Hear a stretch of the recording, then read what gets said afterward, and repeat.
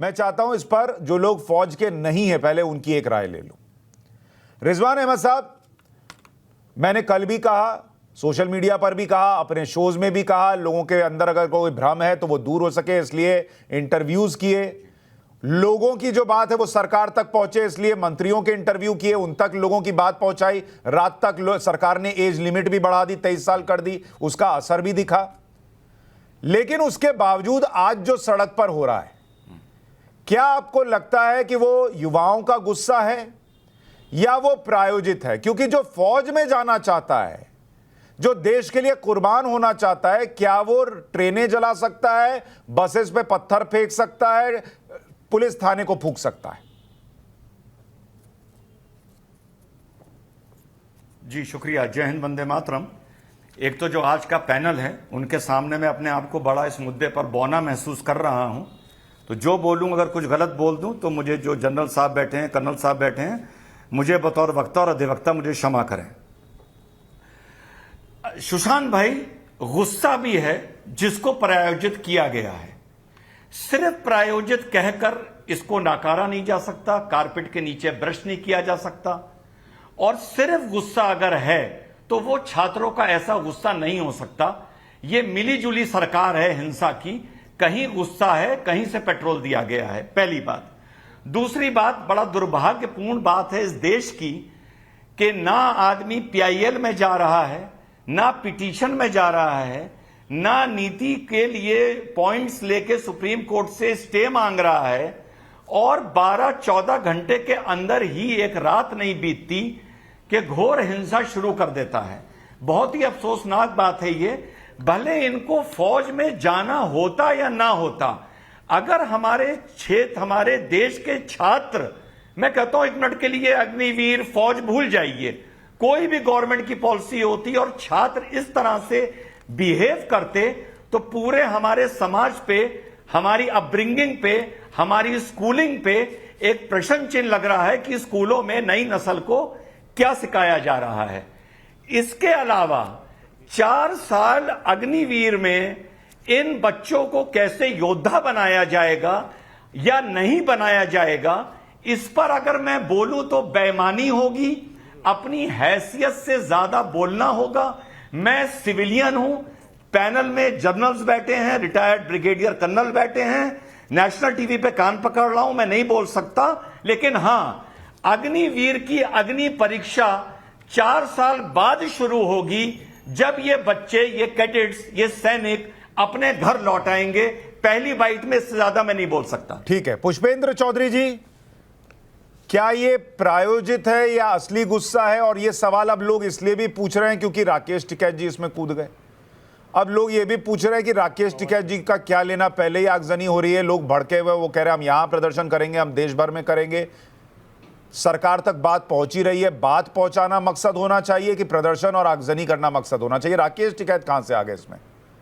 जी देखिए, कुछ आवाज़ आपकी कट गई थी बीच में, अंदाजे से ही मैं बता रहा हूँ। सबसे पहले तो मैं, आपका चैनल जो है पूरे देश में करोड़ों लोग देख रहे हैं, मैं सभी लोगों से अपील करूँगा, जो भी छात्र हैं वो मुख्य रूप से किसानों के ही बेटे हैं, किसी किस्म की हिंसा में लिप्त ना हो।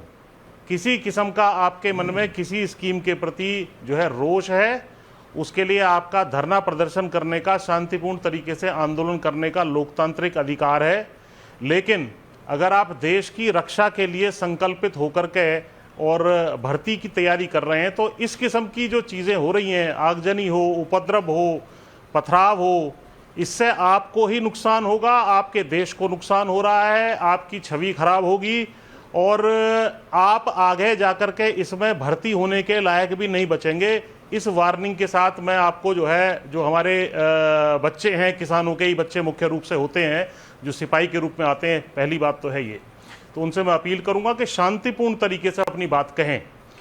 ये बिल्कुल आपकी बात जायज़ है कि भाई आप जो है 4 साल के लिए आपको भर्ती किया जा रहा है और उसके बाद आपको एक स्टेबल जो करियर मिलना चाहिए था, या जिस तरीके से आपकी एक 21-22 साल या हद से हद अगर 21 साल तक भी भर्ती हो तो 24 साल के बाद आप क्या करेंगे, ये आपका जायज़ कंसर्न है, इसमें कोई शक नहीं है। तो इस विषय में यदि 2-3 सुधार इस योजना में कर लिए जाएं, ये अच्छी एक योजना है कि भाई आप 32 साल से जो एवरेज एज है उसको घटा करके 26 साल करना चाहते हैं, ये मंशा ठीक है सरकार की, इसमें कोई शक नहीं है। लेकिन आगे इन बच्चों का क्या होगा, इस विषय में जो है इनको ठोस बात रखनी चाहिए सरकार को। मेरी अपील होगी कि एक तो ये 25% जो रिटेन करेंगे और बाकी 75% को घर भेजने वाली बात है, उसको आप कम से कम 50% पे लाइए, यानी आधे कंटिन्यू करें और बाकी आधों को घर नहीं भेजना है, बाकी आधों को गारंटीड CAPF जो सेंट्रल आर्म्ड पुलिस फोर्सेज हैं, CRPF है, BSF है, अन्य पैरामिलिट्री फोर्सेज हैं, उसमें अकोमोडेट करने की गारंटी हो, पुलिस में जो स्थानीय है उनकी गारंटी हो, और जो व्यक्ति किसी में भी कंटिन्यू करना नहीं चाहता उसको ये पैकेज दे करके, इस पैकेज को थोड़ा सा बढ़ाया भी जा सकता है कि भाई हमने 10 की जगह 15 लाख रुपए दे दिए 4 साल बाद आपको, और आप अपना चाहें वॉलंटियर लेकिन वो हो, आप वो ऑप्शन चुनना चाहें उस ऑप्शन को चुन लें। 15 लाख रुपए 10 लाख रुपए लेकर के आप अपना शांति से जो आप अपना आगे जीवन में करना चाहते हैं, सिविल में नौकरी करना चाहें या अपना बिजनेस करना चाहें वो कर ले। तो इस तरह इसको ऑप्शन दिया जाए और जो वो ऑप्शन नहीं लेता उसको CRPF में भर्ती किया जाए और आधे वहीं रिटेन किए जाएं। इस तरह का एक इसमें मॉडिफाई करना चाहिए। और जो 2 साल से भर्तियां नहीं हुई थी उसको इन्होंने इंप्रूव कर दिया है कि भाई हमने 2 साल की एग्जेम्पशन दे दी है, वो स्वागत योग्य कदम है। लेकिन हिंसा किसी भी मसले का हल नहीं है। मैं तो यही कह रहा हूं ना कि अगर एक योजना आई है, मैं बैलेंस्ड बात कर रहा हूं सारे देश। देखिए हर रिफॉर्म जो है वो कई चुनौतियां लेकर आता है, उसमें कुछ अच्छा होगा कुछ बुरा होगा। आपने देखा होगा जब GST आई थी और आज की GST में इतने रिफॉर्म हो गए हैं, इतने उतार चढ़ाव हो गए और सरकार ने चीजें चेंज की, लेकिन ये लोगों को, छात्रों को समझाने की बजाय कोई ये कहे कि हम देश भर में प्रदर्शन करेंगे। आप कह रहे हैं ठीक बात है, और वही बात मैं भी कह रहा हूं कि जो एक तो जो सेना में जाना चाहता है वो ये कर नहीं सकता, और जो कर रहा है वो जा नहीं पाएगा, क्योंकि उसका अगर FIR में नाम आ गया तो आप सेना में जा ही नहीं सकते।